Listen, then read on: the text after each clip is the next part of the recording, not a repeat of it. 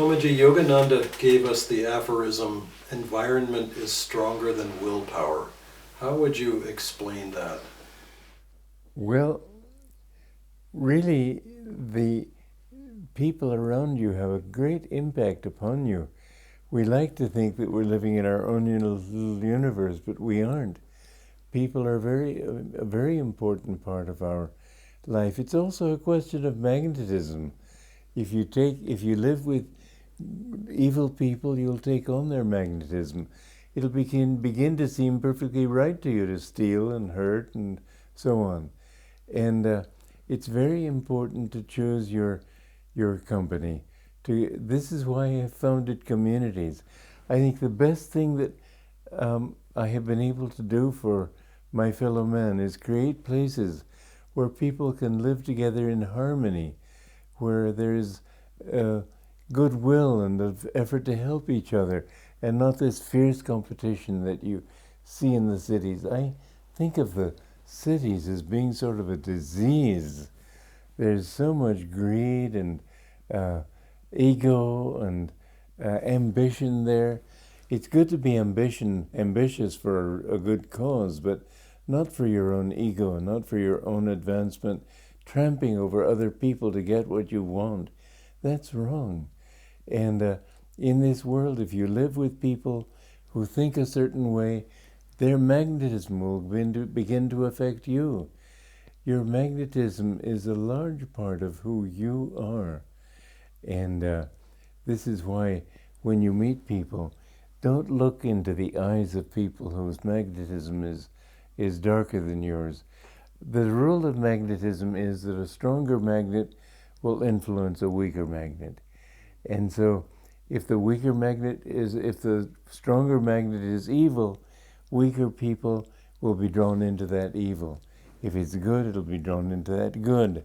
So this is why they say that one moment in the company of a saint can be your raft over the ocean of delusion, because the company of a saint can help to uplift you. It can even, one time Yogananda said, there was a disciple who said, I don't think I have very good karma, Master. He said, you remember this. It takes very, very, very good karma even to want to know God. But to be in the company of a saint can help to stimulate that desire. Once that desire is implanted in the soul, then it has to be fulfilled like all desires. In other words, once that desire has been planted in the soul, your liberation is assured. It may take many lifetimes, but still, you're way ahead of most souls. This is why saints come into the world. This is why we have a duty to try to manifest our whatever peace we feel. When I go through the streets of cities, I smile at strangers and try to give them some of my joy. There was one time I was at a concert in Paris. It was my birthday, and I had wanted to go to this church to hear this concert, and they were closing the doors. The hall was full. And I said, but it's my birthday. And he said, oh, well, then come inside. Happy birthday. Said it all in French. And so he put me up on the behind the altar. The hall was completely full. And there were 2 or 3 people up there with me. Well, it was a very blissful music, and I was feeling it. And later, in the metro, the subway, afterwards, this old woman came to me, and she said, do you remember me? I said, well, no. She said, but I was in the audience.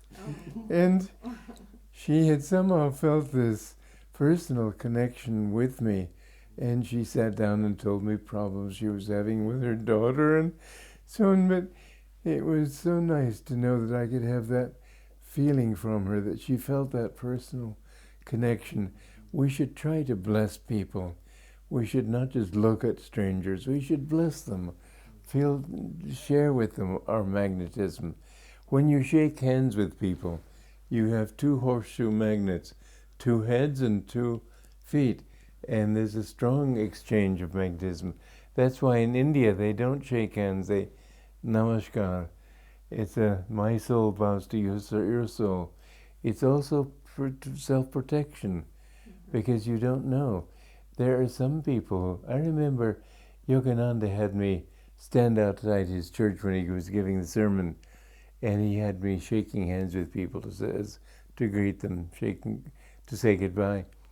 And I said, after the first time, I said, Master, I don't want to do this. It drained me, because they came to me thinking they were drawing blessings.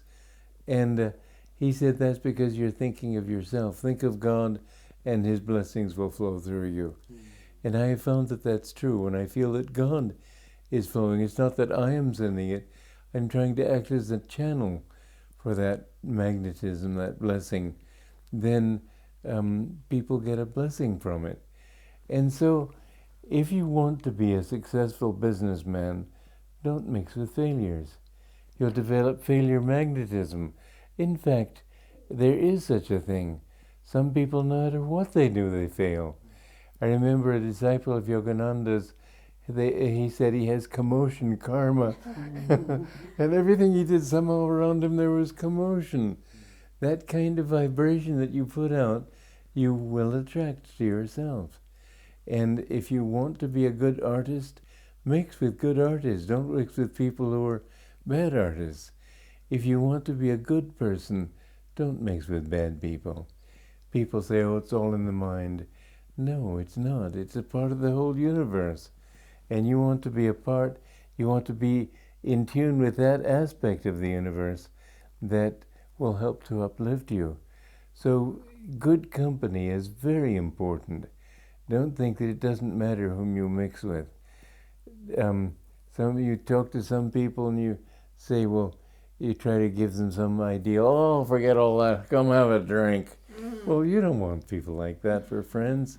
That kind of convivial good fellowship is not what we're looking for. Look for saintly people. Look for people who inspire you. Look for people who give you something. Swamiji, it seems then that even the books we read, the movies we watch, all of those influences are very important. I do think so. I think that the Hollywood movies in the last 2 or 3 decades, most of them have been pretty ridiculous. I just won't see them. So much violence, so much sex, so much anger and harmful emotions, so much ego. I prefer the old movies from the 30s and the 40s and some of them the 50s. But I almost never will look at a new movie. And that consciousness seems to be growing. I'm sorry to say that right now our country, I think that our world is becoming, I think the world is becoming like a dog with fleas. It's going to have to shake these fleas off. I think we're heading for depression and great trials because people's consciousness is wrong.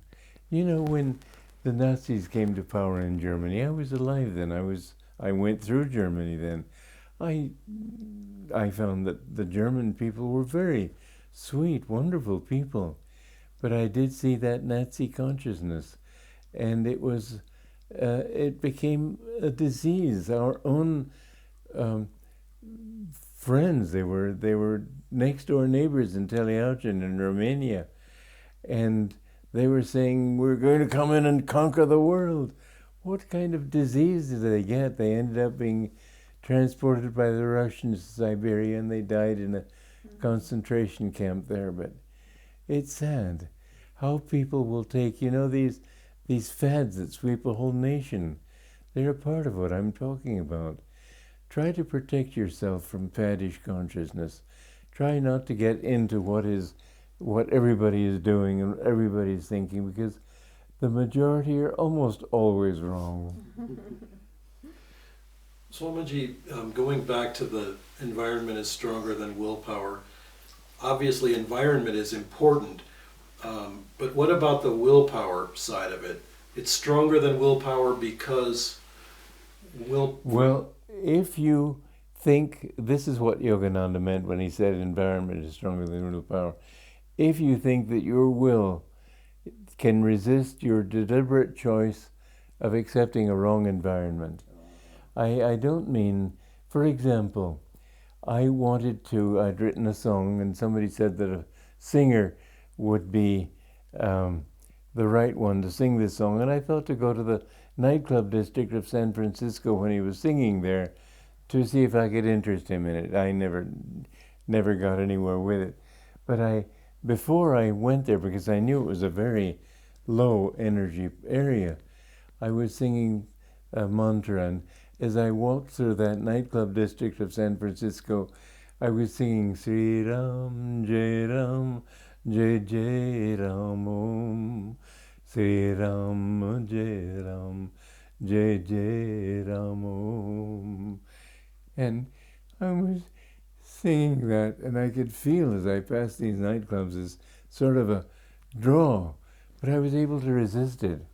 But if you go into those places deliberately thinking it won't touch you, it will touch you. You can't work with oil and not get dirty hands. You can't work with dirt and not get dirty hands. So make a deliberate practice to have good friends, good company, and don't think willpower alone will save you. That's what he meant. But you can, of course, if I have to go into bad places, then I keep my energy high and I emanate good vibrations. The best way to protect yourself from harmful vibrations is to harmonize the vibrations of the heart and then emanate good vibrations in all directions around you. That will create an aura, and it won't be possible then for negative influences to come into you. Are there any techniques that you can offer people? Well, that's a technique. And the cross of blue light, is that? That's another thing that I've had, yes.